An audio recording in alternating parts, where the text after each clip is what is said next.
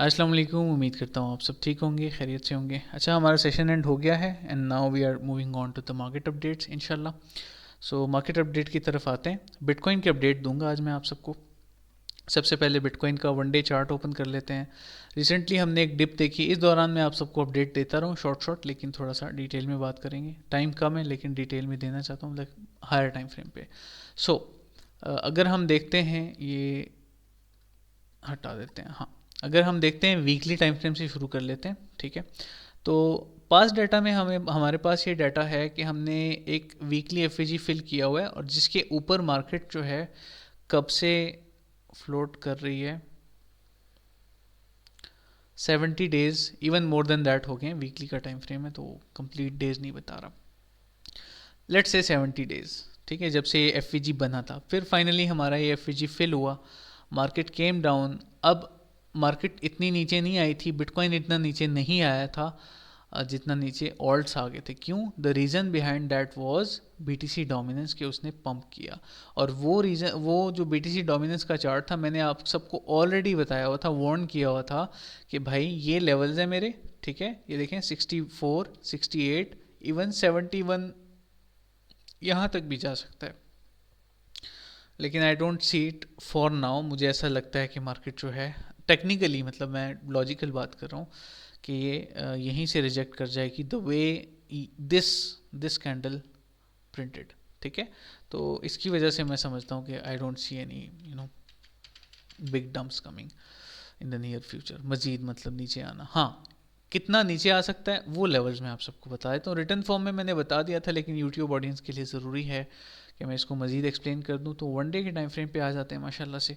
अब one day का जो टाइम फ्रेम्स है, वन डे का जो टाइम फ्रेम है वो है हमारे पास, इसके मुताबिक ये विक फिल हो चुकी है, पास्ट प्रीवियस जो विक है। और मैं आप सबको एक चीज़ दिखाता हूँ।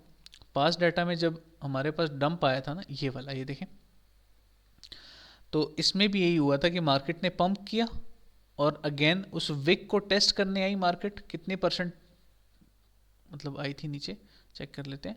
78%, मतलब 70%, 75% प्लस कह लेते हैं, चलें। अभी दोबारा से मार्केट कितने परसेंट नीचे आई थी to fill that same wick, जो कि मैनिपुलेशन विक थी। लोगों को लगा कि स्ट्रक्चर चेंज हो गया, नहीं हुआ, प्राइस पंप्ड आफ्टर दैट। तो हम देखें तो 886 तक आई है। अब 4 आवर के टाइम फ्रेम पे वही सेम चीज़ रिपीट होने जा रही है। अगर हम देखते हैं ना, इथीरियम का चार्ट खोल लें, सब चीज़ें आप चेक कर लें, आपको यही नज़र आएगा। तो मैं आप सबको बता देता हूँ कि 4 आवर के टाइम फ्रेम पे मैंने अभी न्यू ट्रेड एग्जीक्यूट क्यों नहीं की मज़ीद, ठीक है। उसकी रीज़न ही यही है कि हम जो है वेट कर रहे हैं लोअर लेवल्स का।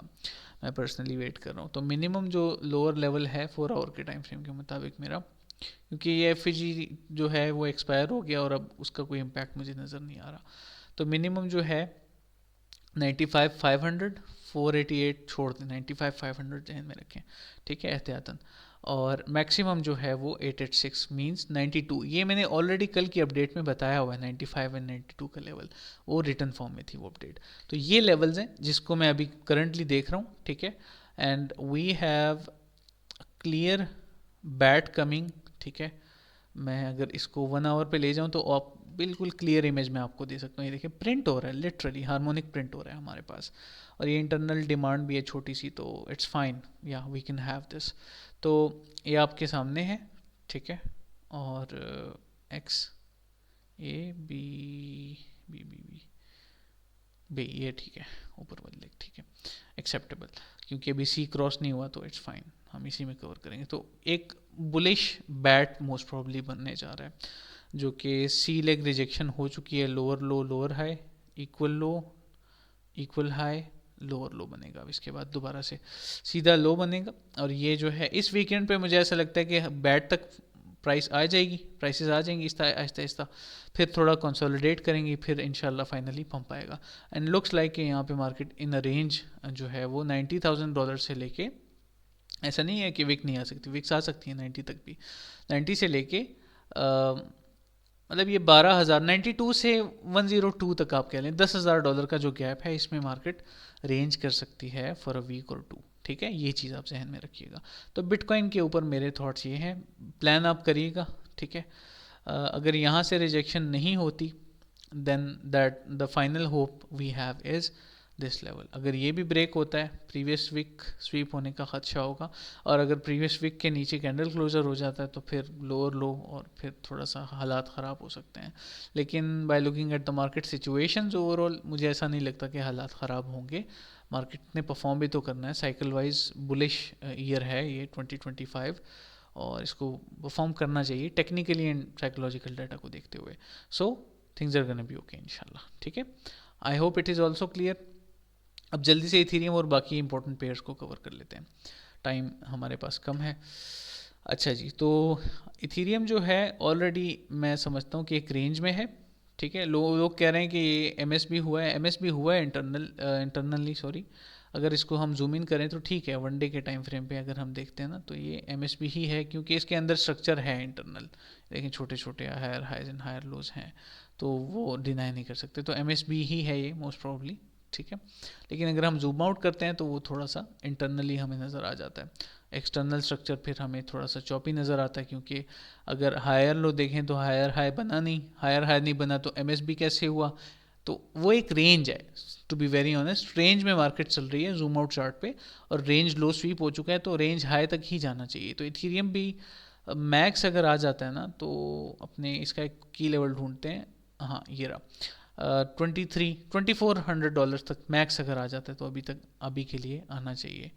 और 24 से लेके 24 से लेके 23 तक एक $100 का गैप मैं आप सबको दे रहा हूँ। ठीक है, that's it, clear. USDT dominance की तरफ आ जाते हैं, ये आप सबके सामने है। ठीक है, इसका मैंने आप सबको बताया हुआ है ऑलरेडी। वीकली टाइम फ्रेम पे इसका जो है बहुत अच्छा एफवीजी फिल हुआ है, जिसके लिए मैं बहुत खुश हूँ कि अगर ये रिजेक्शन हो गई ना तो फिर वही लेवल्स हैं जो पहले से मैंने मार्क किए हुए हैं माशाल्लाह से। ये देखें, ये भी तो एक रेंज ही ऑलमोस्ट कह सकते हैं ना, रेंज क्लोज स्वीप और ये सारी चीज़ें। ठीक है जी, तो या दैट्स इट। तो ये अपडेट्स हैं अभी के लिए, और आई होप ये क्लियर हो गई होगी ये भी बात रेंज वाली। तो बीटीसी डोमिनेंस की तरफ आ जाते हैं।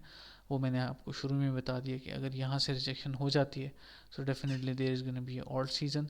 ठीक है इंशाल्लाह, और ये आप सबको नज़र आ रही बहुत सारा लिक्विड बाकी है, तो बहुत इंपॉर्टेंट लेवल पे हैं हम लोग। 3 मंथ्स का आई थिंक ऑर्डर ब्लॉक भी है ये, यस ये मैंने मार्क किया हुआ है देखें, 3 मंथ टाइम फ्रेम का। और ये अभी की बात नहीं है, जब ये 50s में चल रहा था ना, मैं अपनी टीम के साथ मेरी डिस्कशन हो रही थी, और हमज़ा के साथ, हम मैंने 6 मंथ का चार्ट ओपन किया था। मैंने उनसे कहा था कि ये 6 मंथ की रेंज है और ये बहुत अजीब लग रहा है मुझे, और ये पंप कर सकता है, तो उन्होंने भी एग्री किया था। सो माशाल्लाह उनका भी एक्सपीरियंस है। सो या that's it, I hope it is clear. ठीक है, अच्छा तो ये हो गया। ओके, अब आ जाते हैं CME। CME इज़ क्लियर अभी के लिए, तो कुछ खास है नहीं, नज़र नहीं आ रहा। ठीक है, जो था वो क्लियर हो चुका है ऑलरेडी, और ये बुल फ्लैग कुछ ज़्यादा ही लंबा हो गया, जो कि अब बुल फ्लैग नहीं है, अब ये एक चैनल बन गया देखिए। ठीक है, इस चार्ट पे, तो let's remove the poll. Okay, so let's see, we have a hope कि मार्केट परफॉर्म कर जाएगी। We can only hope for now. ठीक है, लाइक कुछ भी हो सकता है। Be prepared and use tight stop losses on all your trades. ठीक है, ये चीज़ आप सबने करनी है। DXY आप सबके सामने है, स्ट्रॉन्ग। हाँ, गोल्ड को चेक कर लेते हैं। गोल्ड जो है अभी करंटली इस सेटअप के बाद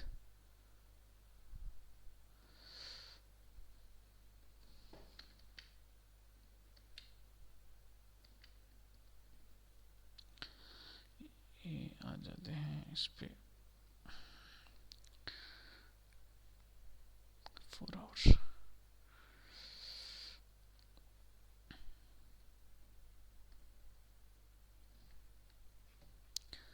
मैं इसको थोड़ा सा देख रहा हूँ अलग तरीके से, लेवल्स फाइंड करने की कोशिश कर रहा हूँ कि एक अच्छा रीज़न मिल जाए टू प्लान अलोंग। वेल ये पंप कर सकता है मज़ीद, बट रिस्की है, बहुत ज़्यादा रिस्की है। ऊपर लिक्विडिटी तो है लेकिन इट्स एक्सट्रीमली रिस्की। एंट्री बनती थी यहाँ से, वन डे का एफ जब इसने फिल किया ना, अभी तक 30% ट्रेड क्लोज करके स्टॉप लॉस ब्रेक इवन पे लगा देते। अभी ये मिस हो गई है। अगर आपको 5 मिनट एंड 15 मिनट पे कुछ मिलता है तो आप कर लीजिएगा ट्रेड, बाकी शॉर्ट ही नज़र आ रहा है मुझे। ठीक है, अगर कोई इंटरनल स्ट्रक्चर, ये स्ट्रक्चर चेंज नज़र आता है तो आप कर लीजिएगा। बाकी मैं फॉरेक्स के रूल्स इस पे गोल्ड पे अप्लाई नहीं करता। ठीक है, बाय द वे इंडोर्समेंट और ये सारी चीज़ें, gold is a different thing. चले, perfect, I hope everything is clear. हमारा सेशन जो है ऑलरेडी एंड हो चुका है, सेशन अपलोड भी करना है मैंने। अपना ख्याल रखिएगा, दुआ में याद रखिए। अस्सलाम। ओके, चले, अस्सलाम।